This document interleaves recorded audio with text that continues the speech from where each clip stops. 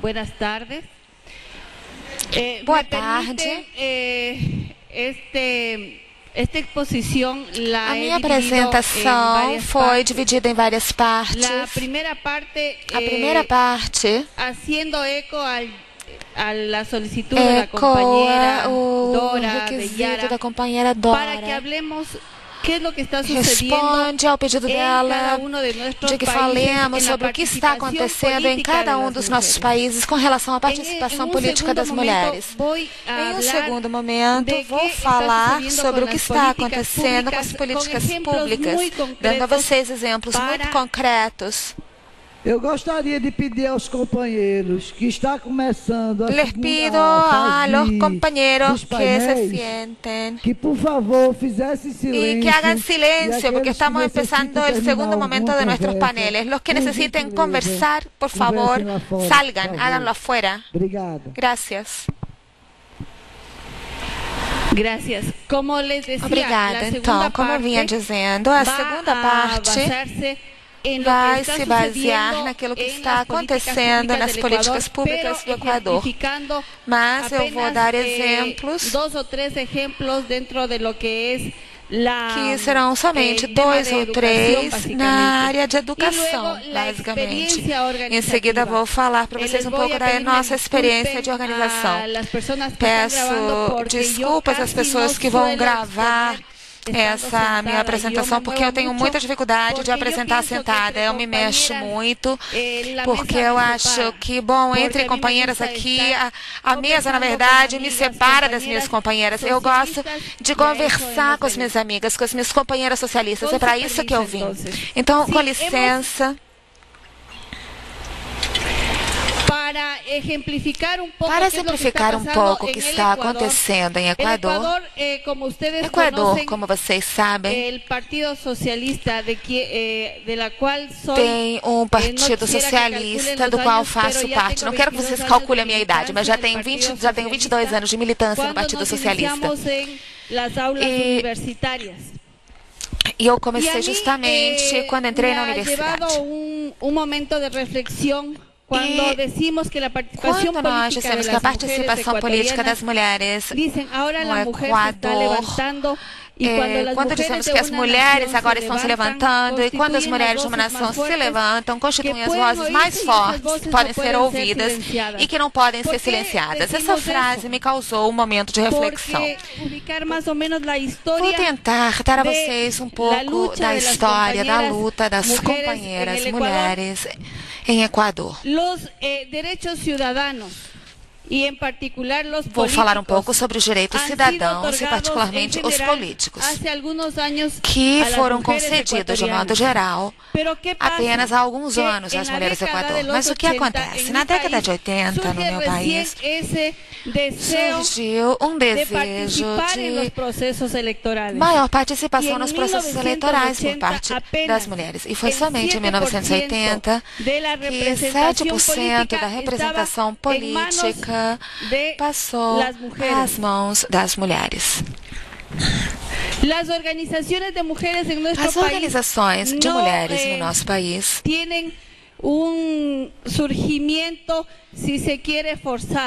não surgiram de maneira forçada, porque as mulheres equatorianas sentiram a necessidade de encontrar espaços seguros para agir sobre questões importantes para nós. Por outro lado, na década de 90, o movimento de mulheres teve um eixo de ação baseado na desigualdade de gênero que se fazia sentir. E essas desigualdades eram sentidas, sobretudo, no setor social, de nível econômico preocupantemente baixo. Nesse sentido, as mulheres no Equador começaram a lutar pelos seus direitos pela camada de baixa renda da população. Mas o que aconteceu com a inserção de nós, mulheres, nos processos políticos? Nos processos políticos, nós começamos a exercer uma influência nos espaços públicos. Após romper algumas barreiras de discriminação de gênero, por meio de ações organizadas de mulheres, começamos a fazer valer a nossa presença. E, de fato, a sensação de que nós deveríamos participar com ações concretas para a criação de políticas públicas foi levada adiante para superar uma sensação de marginalização das mulheres. Ao longo do dia de ontem e hoje, eu ouvi várias coisas que me chamaram a atenção. Particularmente ontem, se refletiu aqui muito do que acontece no meu país, em Equador, mas com uma diferença que me chamou a atenção. A diferença é que, embora seja verdade, companheiras, que nós tenhamos, a nível de gênero, as mesmas expectativas e que tenhamos interesses em comum, nós precisamos partir de uma análise própria, no sentido de que precisamos pensar em por que queremos intervir na política. Existem necessidades diversas e a partir dos políticos de várias tendências. Porém, a ação de uma mulher em um partido de esquerda, para mim, a meu ver, precisa partir de uma decisão e de um compromisso pessoal. Eu me chamo Ruth Gallegos e falo a vocês com a experiência de ser dirigente nacional do Partido Socialista. Faço parte da direção do Comitê Executivo Nacional, onde eu vou, por meio desse diálogo, contar a vocês algumas anedotas do que acontece no cerne da minha organização com relação à atividade das mulheres.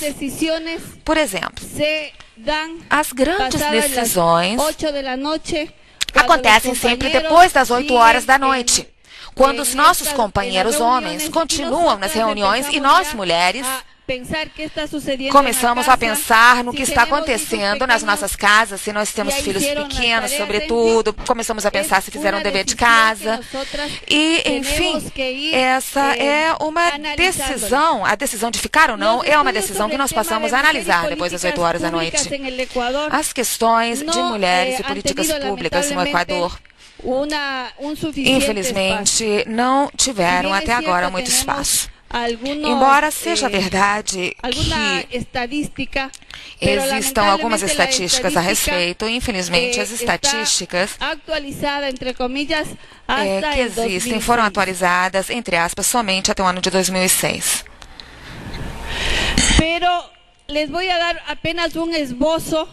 Deixe-me dar a vocês um panorama rápido com alguns dados estatísticos para que vocês possam perceber a força que nós temos no Equador em termos de números como mulheres. Porém, em termos de políticas públicas, nós não alcançamos sequer os níveis mais essenciais. A população total do Equador é de 14.204.900 habitantes. Dessa população total, nós mulheres somos 7.088.917. Os homens, por outro lado, são 7.115.983. Ou seja, de igual a igual. Nós somos quase o mesmo número. As mulheres no Equador ainda vivemos a ilusão da igualdade. Por que dizemos isso? Eu vou dar alguns exemplos muito concretos do porquê. No ano de 2006, se formaram na universidade cerca de 615.202 companheiras.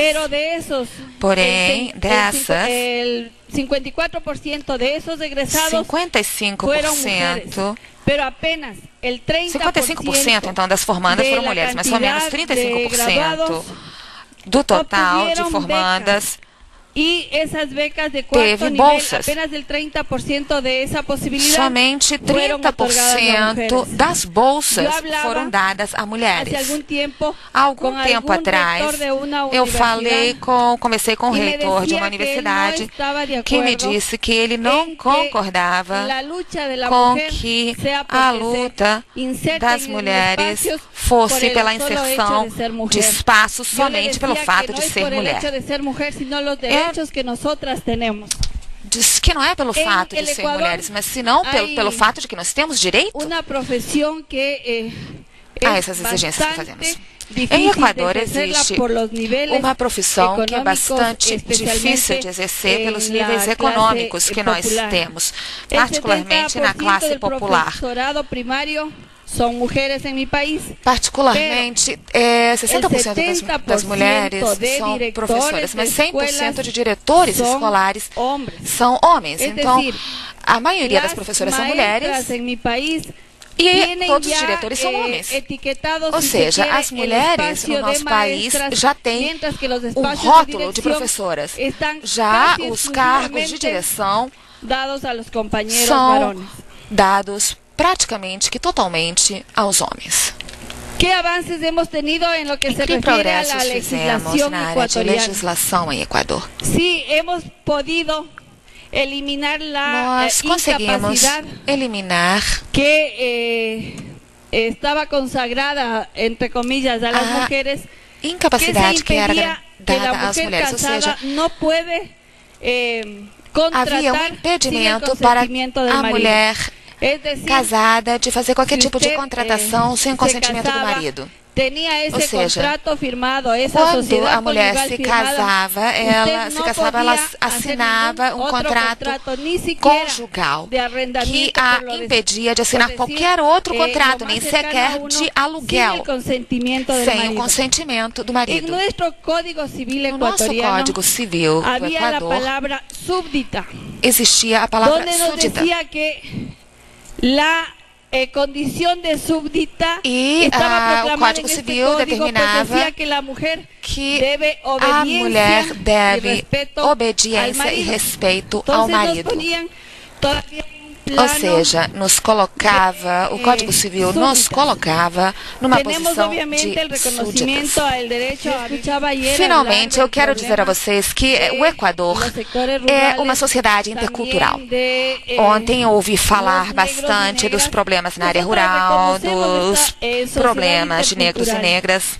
Pois bem, nós reconhecemos a sociedade intercultural. E não se trata só de reconhecer ao outro ou à outra, mas sim entender que precisamos nos relacionar com aqueles que são aparentemente distantes de nós, mas que na verdade, tem muitas coisas em comum. Temos uma identificação com eles. Finalmente, eu gostaria de transmitir a vocês uma mensagem do coletivo de Guadalupe La Riva. Companheiras, nós temos todo o espaço por ativar. E a decisão é pessoal. Se vocês sentirem que ustedes sienten o están convencidas que o ativismo importa, se vocês estiverem convencidas de que o país precisa da participação de cada um de vocês, então ninguém vai detê-las. Lutem pelos seus ideais, lutem por conseguir aquilo que vocês determinaram que é importante. Porque se vocês estão aqui é porque vocês têm um compromisso pessoal consigo mesmas, com o seu partido e com o seu país. Assim, por parte de todas nós, obrigada por tudo, mas não não menos importante, queremos agradecer a Dora, queremos agradecer a Yara. Nós nos conhecemos por e-mail e cada vez que elas me escreviam no correio abraço socialista, eu sentia isso no coração. Queria também agradecer por parte de Germán Rocha e de outros colegas que me disseram que a minha vinda aqui com certeza traria um grande fruto do trabalho das companheiras do Brasil, que poderia aprender muito com as companheiras do Brasil, e eles não se enganaram. Então, muito obrigada.